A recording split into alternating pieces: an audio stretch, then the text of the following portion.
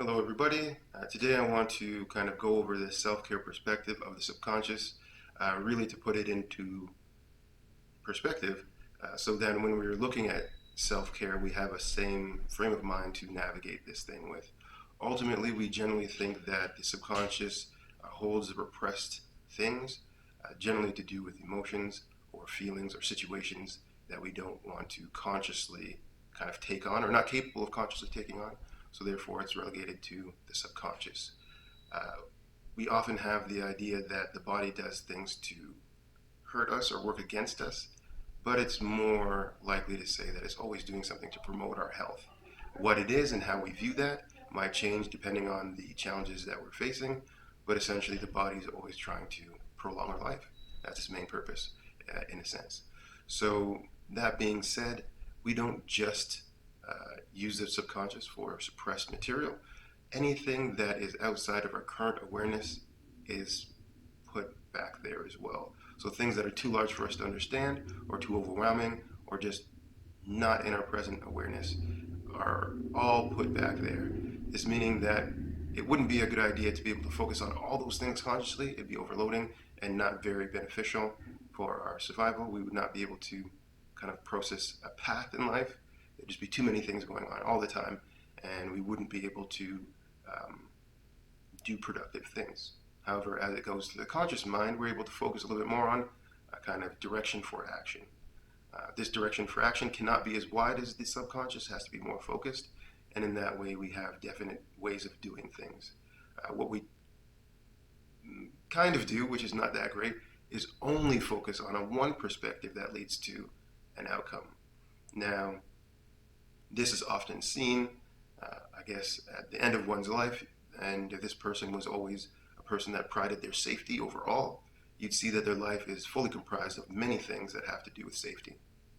And they've lived a life of safety.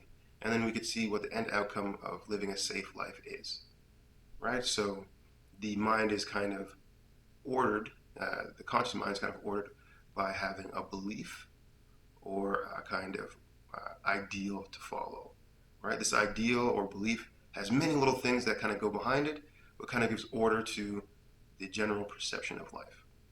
Now, I think that the subconscious being out of our control, meaning that we're not supposed to control it. And if you're trying to hack your subconscious or change these things or manipulate the subconscious, those kind of things, I don't particularly see it as a healthy thing. We do know that experience is what life is about, and taking out the experience by trying to go directly towards the subconscious, I don't believe is a very good thing for self-care. Now, there are professionals that do this for the reasons that they do to help people out that are struggling. Uh, this is good for them, but as it pertains to self-care, we want to kind of pioneer the idea of going through the experience yourself, and that the subconscious is trying to make you go through that experience. Often we have the association with the subconscious as in like flashbacks or repressed trauma and stuff like that. And I kind of struggled with the concept of why would our mind bring back up these negative things so that we have to go through it. So if we keep in mind that the mind is always trying to make us live and survive, then we have to say there has to be more than just the fact that it's bringing up this content. In fact, the idea that it's bringing up now, maybe we're more skilled to be able to take on the challenge of this.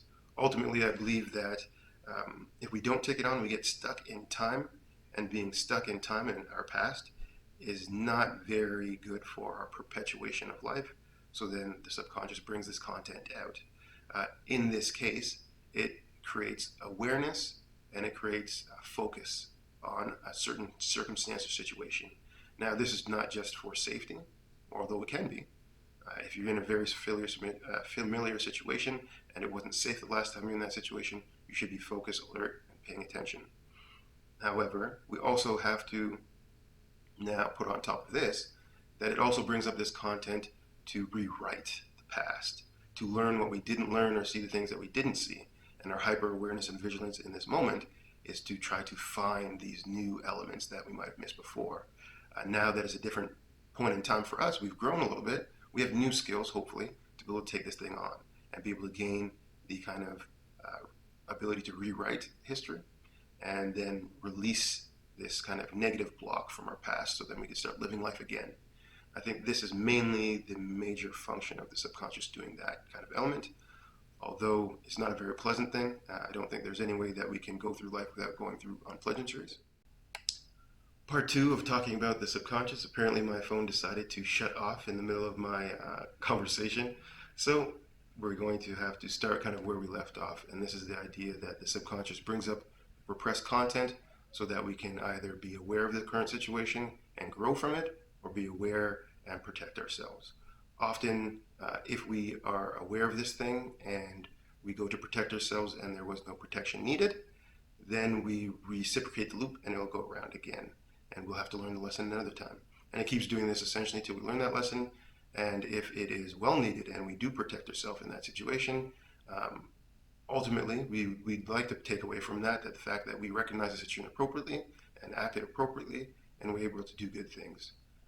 However, we generally are afraid of the fact that we had to use this mechanism again to kind of fend for our safety, which makes sense.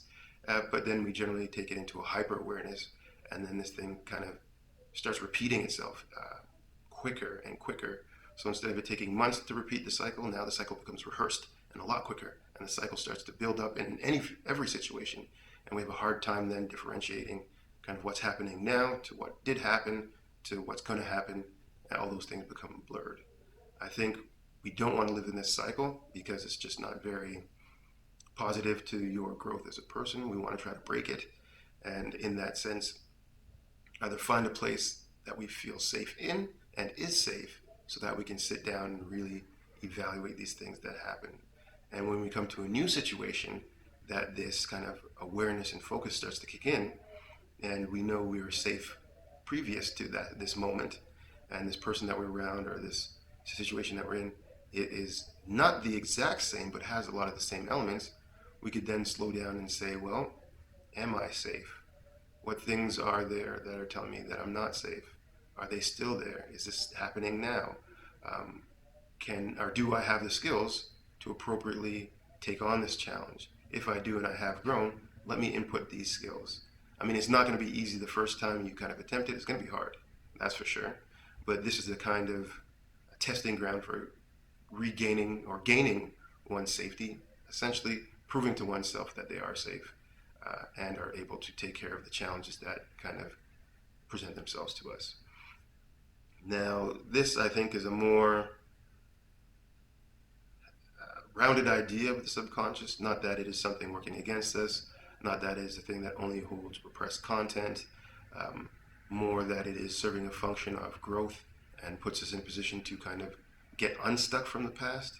And if we take this invitation that's kind of given to us, then we're able to surpass or rewrite our history and kind of move forward in a way that we are more self-empowered and we know that we are in control of our environment. This essentially leads to the kind of continuous growth of a person. If that was my biggest challenge and I did overcome it, what other things can I accomplish and overcome? What other things are holding me back that I can also kind of take a look at and grow out of, essentially. So I wanted to put that into context, as well as the subconscious, or speaking to the subconscious. We can tell that it holds essentially all things that we're not consciously aware of. Therefore, for it to kind of remain consistent, it's better to feed the mind or the subconscious with a lot of things that kind of support a path, right? I think in this way it gives the subconscious more of an order, or organization, I guess is the best way to put it, and then we can move off of that.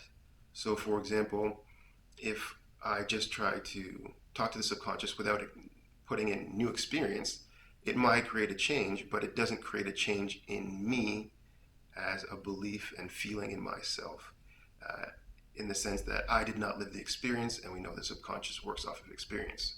So I think it's best to naturally work with it, with the things that it normally kind of, let's say, consumes or eats or uses for nutrition, that we give it that. If we want to be brave, let's kind of discover what live a life of being brave is, and therefore the subconscious then starts to work with this information. And the more information we give it around that topic, is the more it starts to see these things and starts to make new connections and starts to bring out the things that were repressed or the things that weren't in our consciousness to consciousness. And then we start to see that um, being brave is the lesson of first being weak and vice versa. And this way we stick very close to the actual experience and not just the kind of um, mirage of it, right? The outward look of the thing that we find important is great only because it brings us to go that direction. But we still need the experience that carries along with that. So speaking in confidence, you need confidence before you can speak with it. To gain confidence, there's a lot of prerequisite kind of life living things that you have to slowly build. And once you put in the work and understanding and growth towards that aspect, then you could bring it out of yourself. We can say that it was always there and you always had the ability to take it out, but having the experience there fortifies that way of thinking, believing, and seeing things, and keeping that as a truth that is held in the subconscious. Therefore, when we meet a situation, when we're challenged by the fact of, are you brave? Then the reply is unanimous yes, by mind, emotions, and physicality, the ability to act on those things. So I think that it's very important to work with the appropriate elements when talking to the subconscious, and therefore bringing out of oneself a way of living that proves beneficiary to health and the promotion of your growth as an individual. We can say that life is all about kind of being comfortable being yourself, but living life in a way that you are comfortable with the things that you do, therefore bringing out this comfort from within you. Hopefully that clarifies a little bit on how we view the subconscious based on self-care and how we try to work with it by listening and by giving it the right nutrition, therefore helping the balance between the emotions, the mind, and the body, and those systems working together to create our overall feeling of self.